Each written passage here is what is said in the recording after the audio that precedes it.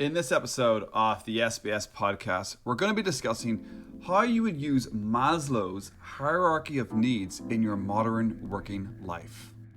Welcome to the SPS podcast, the Self-Performance Strategies podcast. Unlocking the secrets of self-performance so you can improve mentally, emotionally, and physically. The goal of this podcast is to help you create even more freedom of time, money, and purpose in your life. And the SPS podcast is brought to you by the 30-day Pro Accelerator program. If you want to find out more about that, check the show notes and click the link and head on over to stephentimoney.com. Let's get into the episode. Welcome. Hello. And we are in episode 22 of the SPS podcast of the Self-Performance Strategies podcast. And in this episode, I want to discuss Maslow's hierarchy of needs. And before we go any further, I know that there are more modern hierarchies or modern models that have surpassed Maslow's models. We've got spiral dynamics to name one of them. But I want to use this idea because I think the majority of people understand the six levels of Maslow's hierarchy of needs. And I just want to talk about it in a way that we can then use it in our lives, in our business, or in our careers, and understand where we are in our careers when it comes to the enjoyment or the actualization that we're having in our lives. Because I believe, and part of improving your self-performance and part of the core idea behind this podcast is to help you actualize. You know, life is about actualizing. It's about improving yourself. It's about taking your self-performance, improving it, and taking yourself as far as you can go in your life. And that's why I discuss these ideas in the SPS podcast. It's because at the end of the day, we're trying to become the best versions of ourselves. And that's essentially what Maslow was talking about in his hierarchy of needs. You know, how do you create a better life for yourself? How do you self-actualize?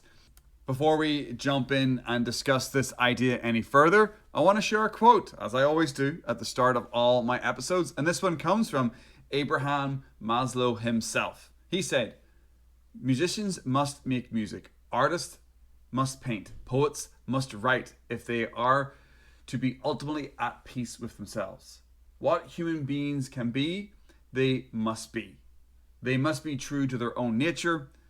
This need we may call self-actualization." I've actually heard a similar idea from the Stoics. I think it might have been Epictetus when he said, first say what you want to be and then be it. I might be paraphrasing that. But this idea of being who you want to be and being what you should be, and that's going to help you have a better life is very true. In my opinion, I felt it in my own life. The more I leaned into the things that interested me, the more I leaned into the things that I wanted to do, the happier I was in life. Think about that in your own life. When have you been doing something that you're not interested in and felt happy about it? And then flip that to the other way. When have you been doing something that you're interested in and is challenging you and you enjoy it? You have a sense of happiness, contentment, you flow with it.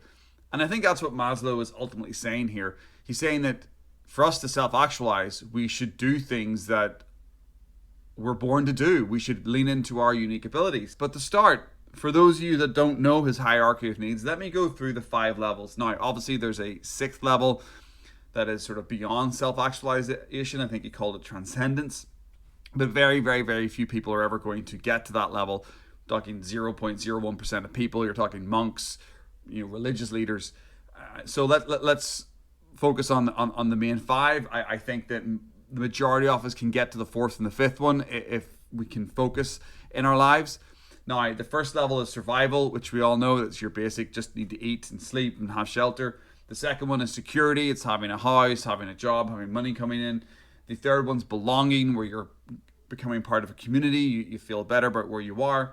The 4th one is importance. You maybe have some status or you're really becoming an expert in your field. And then the 5th one is self-actualization. You're just flowing with everything. You're in control of your time. You have freedom of money, freedom of purpose, freedom of relationship. And that you could even call that freedom, that one. And then, of course, obviously 6th, which is the one he came up with when he was dying. I think the story was that he came up with the sixth level just before he passed, which was transcendence, which was beyond everything else. Which again, I'm not going to speak too much about this one because I think that's a very spiritual side of things. That would be rare. You could even argue that the fifth part is rare. You're talking 1%, 2%, maybe 5% of the total population of the world might reach that self-actualization, that freedom part. But I do think it is a worthy goal to aim towards that in your life. Let's get into it a bit further and ask the question, what do each of these 5 levels look like in your day-to-day or in your work life? What does survival look like in your business? What does survival look like in your job? What does security, belonging, importance, self-actualization look like actually in a day-to-day? And that's what we're going to do. We're going to discuss each of them. A couple of examples from my own past and my own life where I have been pretty much in 4 of those. Not quite the 5th, not quite self-actualization yet. Hopefully at some point in my life, but I definitely feel like I have touched at least 4 and a little bit of 5 in my life. And what I mean about that is that I definitely have certain freedoms in my life.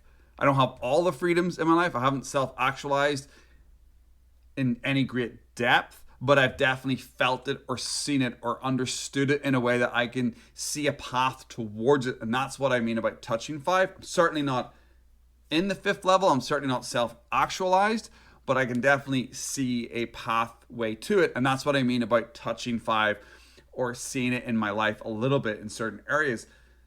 But let's find out. Let's find out how you would use each of these areas and how they relate to our working life, our careers, our businesses. And obviously we're going to start with survival. Now, survival in the hierarchy of needs is all about just basically getting by.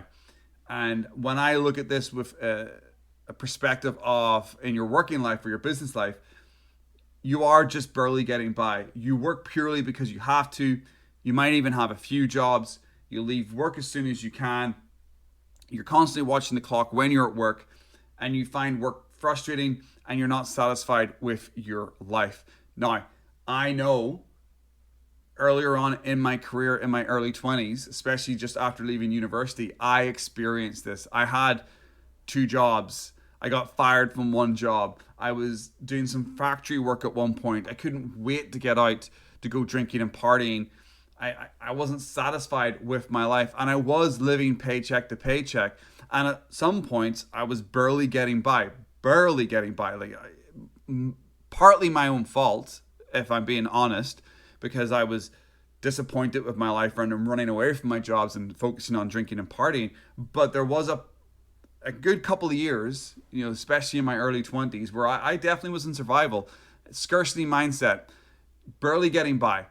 And that's not a great place to be. But unfortunately, I think a lot of people are stuck in that point. And some of it is social economics and some of it's mindset. Now, I'm not here to have a deep philosophical conversation about society and why people get stuck in there, and how shitty the education system is, and how poor areas in large cities don't have the same type of education system as the rich areas. So it's a perpetuating cycle of the poor people being stuck in these shitty neighborhoods and these shitty parts of the city, while the middle class and upper class people get better education and get better opportunities to jump out. Yes, that happens, 100%. Of course it happens. But I came from a lower middle class background, and for me, it wasn't lack of opportunity, it was lack of mindset. It was not leaning into doing the right things, and not having the right thoughts, and not reading the right books, and not being around the right people led me to have a life where I was barely getting by and surviving. So at certain points in my life, I was in that survival part with my career. I'm not even going to talk about business. And I don't really think anybody who's running a business would be in survival, because survival very much is you are in the system, working in a factory, working a very low level job. And a lot of us might have memories of that kind of experience when we were in our teenage years or early 20 years, when we were figuring out ourselves, maybe trapped in a shitty situation, trapped in a shitty town, trapped in shitty jobs. But it was the mindset change that helped push you forward, really. The second area we're going to talk about, obviously, is security. As you move up through the hierarchy, as you get past survival, you get into security. Security is when you've become that hamster on the wheel. you will work overtime. You'll welcome overtime. And you're in a situation where taking sick days is something that you don't do because you know you're going to be put under a lot of pressure, or you don't do it because maybe the company you work for is shitty and they don't actually pay you for your sick days. It still happens quite a lot in parts of North America, in Europe, in certain countries. You accept poor working conditions because you feel you have to. You dislike your manager, your team, your job, but you get on with it. You might be working a slightly better factory job. You might be working an office job. You might be getting a reasonable amount of money where you don't need to have two jobs, where one job does kind of pay for everything, but it's still not great.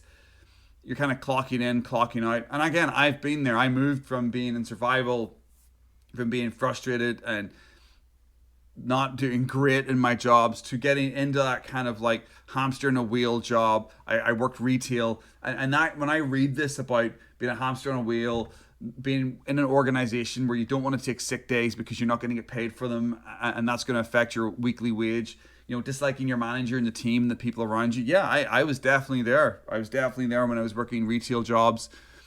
I did like some of the people I worked with, but I did dislike my regional manager at one point.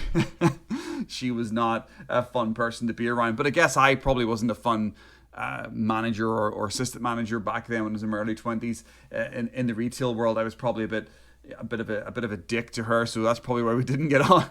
But there we go. We make mistakes and we move on. But those two first areas, that's survival and security, they're kind of tough. But if we look at the third area, belonging, this is when we get into corporate world. This is where we're going to get into where I think the majority of people are.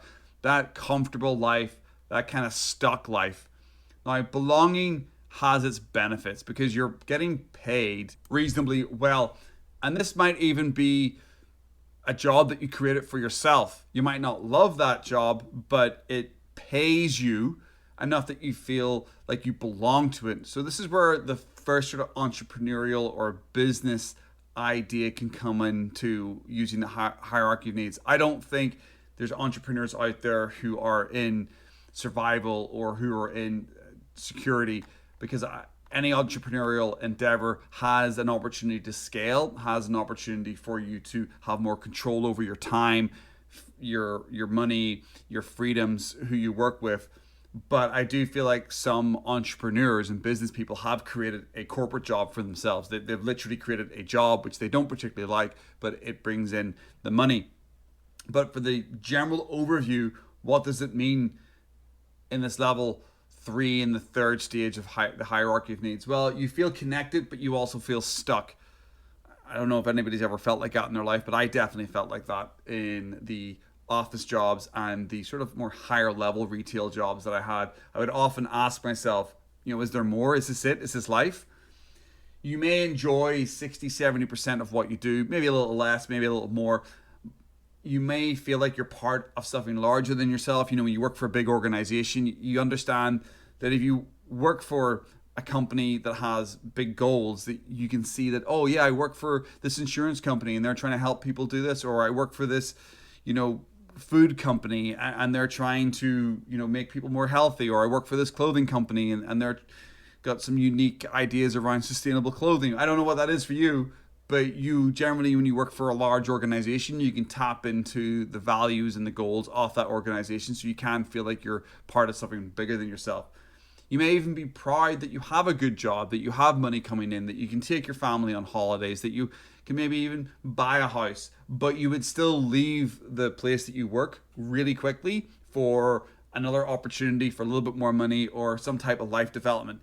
You're not tied to that job. You're not, oh my God, I've got to stay here, because you understand that there probably are better things out there, but you do have a job that allows you to feel more comfortable in life. And I think that's where a lot of people are. I think a lot of society, I wouldn't want to put a percentage on it, but anybody who works in a corporate job probably feels that kind of belonging. They're happy enough, but deep down they know they would like more, or they don't love their job, but they're 10 years away from retirement and they're like, I'm just going to stick here because I work in an organization and I've got a good retirement fund coming up. So I think that's a key area where a lot of people are. And when I go back to the point I made about people who have a business.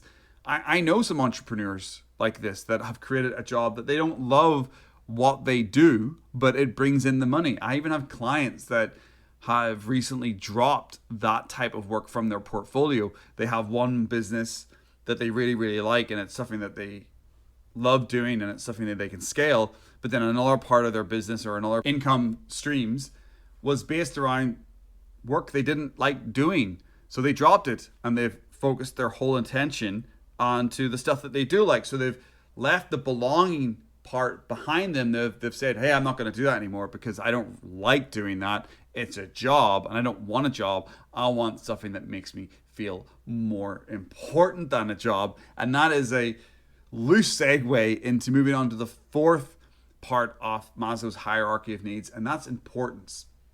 Now, what does that mean? Well, you work mainly in your groove and you feel a vital part of the team, or you feel like what you're doing is vital for you if you're a business owner. This is definitely getting more into the time when people might become an entrepreneur. There'll be a lot more entrepreneurs in this area, business owners, but this is where leaders, managers who are climbing the corporate ladder, people who have the ability to maybe set their own schedule. You know, you feel like you're helping people, you have a level of importance, you're known as an achiever, but you're possibly busy, possibly always stressed out, possibly working really long hours, but you have a deep feeling that you're being called to something more in life. Like you're doing really well. You possibly could have created a six-figure job for yourself. You could have a business that is doing well, but you know there's more to it. You're kind of really busy and stuck in it, or you're a leader or a manager and you've done really well for 10 years, 15 years, executive level, CEO maybe, but you're getting to that point where you're like, yeah, it's been great. I've had this big paychecks. I'm feeling the importance. I've led people. I'm helping people, but you still got that feeling of, is there more? Is there more? Can I do more? A little bit like the last one, belonging, but it's like a continued feeling with that, because sometimes what we do, and I've done this when I worked in corporate, is rather than starting a business, which I wanted to do, I wanted to be a coach back in 2015, 16. I first had that idea when I was working as a retail sales manager, as a general sales manager of a store.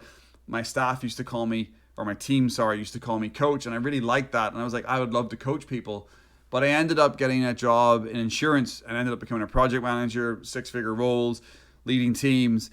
And it was like a lesser goal, so to speak, but it was easier for me to see that path because I could see how to get promoted. And I got that importance. You know, I got the opportunity to run trainings, to talk to 200-300 people in a conference room with a microphone in my hand all day. I did it multiple times. I had fantastic opportunities. I felt important. I had the job title. I had the six-figure role. I felt good. It was great. I felt comfortable. But the thing about comfortable is comfortable scares me. I don't like comfortable. Comfortable feels uncomfortable to me. Comfortable's wrong in my life. And that's why I jumped 16 months ago out of that job and started my own business, my own coaching business, because I wanted to be a coach. We go back to Maslow's quote at the start of the podcast. You know, if you want to write, be a writer. If you want to coach, be a coach. I wanted to be a coach, so I became a coach. And it's been a tough but fun journey because I'm chasing down what I want to be and who I want to be. And it's not easy. It's not easy at all. But you're answering that call. You have that deep feeling. As I mentioned, you're being called to more in life. And I heard that call. That's why I took that leap and I took that jump. And I see a lot of people like that. I see a lot of people in their 30s and 40s who are like, hold on a second.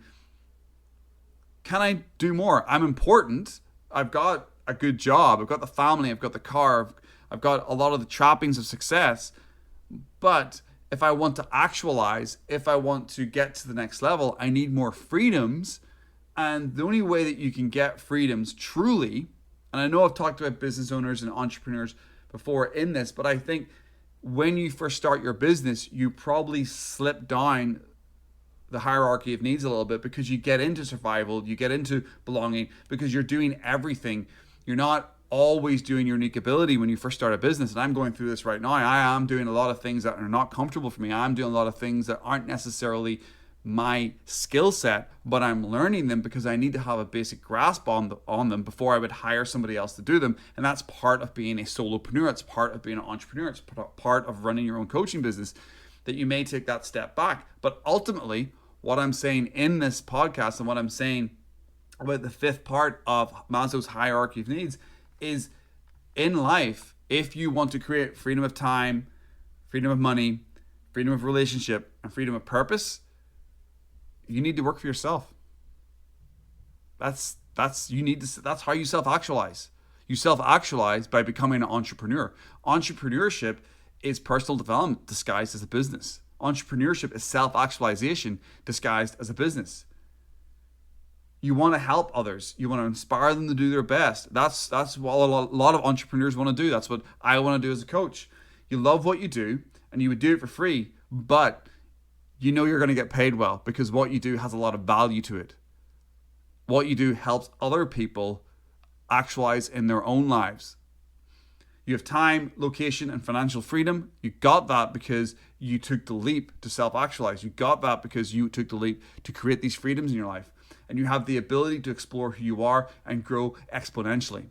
Now, when you are trapped by certain time frames, schedule, trapped by other people, you're not self-actualizing. You could be working for somebody else, or your business has you trapped because you've created a job for yourself rather than actually creating freedom for yourself. Because there's a big difference. There's lots of business owners and entrepreneurs out there that have created a job for themselves rather than creating freedom. And I would even argue I'm in a little bit of both of those camps right now. I have not created full freedom for myself yet.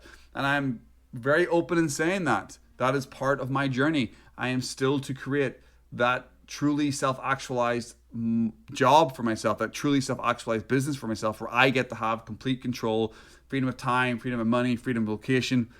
That is coming in my life, but it's not there yet. So that's why I would say in this podcast that I've touched the fifth part of self-actualization. I can see it, I can taste it, but I've definitely been in the other four areas in my life.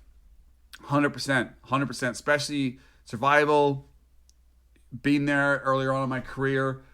You know, I've been in insecurity, I've had an okay job, I've been in belonging, I've been in important leadership roles, I've felt important, I've had the job titles, I've had the paychecks, but now I'm in that striving for that self-actualization, for that freedom. To truly self-actualize in the modern world, you need to create your own wealth. You need to be in control of your calendar, you need to be able to decide who you work with, and to do this, you have to create that life yourself. And two quotes that I want to share, two famous quotes actually that I think really support what I'm trying to say here. Just don't take my word for it. I'm just a guy in a podcast. I'm just some idiot talking to you, in a podcast who's got a little bit of experience in my life. But I want to share two quotes, one from Gary Vaynerchuk, one from Seth Godin. Gary Vaynerchuk said, "As long as you're working for someone else, you'll never be living entirely true to yourself and your passion." Very similar, going back to what Maslow was saying at the start of the podcast. And Seth Godin said, "Turning your passion into your job is easier than finding a job that matches your passion." Both those quotes from two very world-renowned entrepreneurs and marketers. Well, Seth Godin's definitely a marketer. Gary Vaynerchuk is he's just the king of content. And the way I look at it is that you help yourself to self-actualize when you help others do the same. When you help improve the consciousness of those around you, you improve the world around you. And that's my mission with the SPS podcast. That's my mission in this 22nd episode of the SPS podcast, talking about Maslow's hierarchy of needs and what that would look like when it referred to your career or your job. My goal is to help you go from belonging and importance to self-actualization. I want to help you, either you're a business owner or you're executive or you're stuck in your cubicle right now. I want to help you move up through the levels, take you from 1 and 2 up to 3 and 4, and then from 4 up through to 5. Now, if you're in 1 or 2, that's really on you at the moment, because that is all about mindset. That's all about surrounding yourself with better people, podcast information, and getting yourself out of survival and security and getting yourself into belonging. Once you're in belonging, you will have more free time. That's when you're in that cubicle job. You're in corporate America, or you're working in a corporate job in Europe, wherever that is. You've got your weekends to yourself. You've got your evenings to yourself. You might hate your job. You might only like 50, 60, 70% of it. But because you're in that belonging, you're usually working an office job. You're usually working some type of job, or you're an entrepreneur who's created a job for yourself, but you still have a little bit more freedom of time. When you're in the lower areas, you don't have a lot of freedom of time.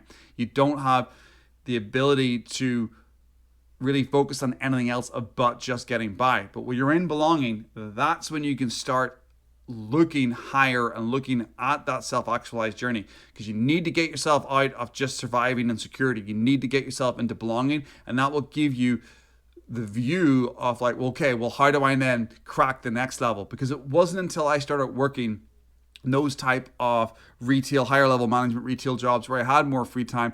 And in essence, it wasn't really until I left retail, because retail sucks, man. Retail sucks serious ass. Working weekends and Friday nights and working super long weeks and being on your feet all the time. You're just fucking dog tired on your days off because you're just always on the go. It wasn't really until I got into that corporate world where I had every night off. I went to work for 8:30 or 9 in the morning, and I was home by 5 o'clock or 5:15 because I only worked around the corner from where I lived. I had a Friday off every other 2 weeks because it was a unionized workplace for the first year before I became a leader. I had every Saturday and Sunday off. Didn't have to think about work on Saturdays and Sundays. So what do you think I did during that time when I was in that belonging? Yeah, I didn't sit and, go out of the weekend and party and drink. I started reading books. I started a YouTube channel. I started learning things. I used my time to help me. And then a couple of years later, 4 years later, I'm an entrepreneur. Because when I got to that level of belonging, when I got to that level, I looked and saw that path. And if you're at that third level, if you're at that fourth level, if you're in belonging or you're in importance, that's where the SPS podcast is going to help you. That's where my content is aimed towards. That's where my coaching is aimed towards. It's helping you create more freedom of time, money, and purpose in your life. So I really hope this episode has helped you understand how to use the Maslow's hierarchy of needs in your life. And I hope it's just generally been an interesting deep dive conversation that you got something out of. But thanks very much for joining me for the 22nd episode of the SPS podcast. And hopefully we'll see you in the next one. But if you want to reach out to me before then, you can hit me up on my socials at Steve Timoney. That's SteveTimoney. And that's on Twitter, Instagram, and TikTok. Or you can slide on over to my main website, which is at stephentimoney.com, which is StephenTimoney.com. And you can check out my blog, my podcast, and my coaching offers there. Thanks very much for joining me, and we'll see you in the next one. Make it a good one.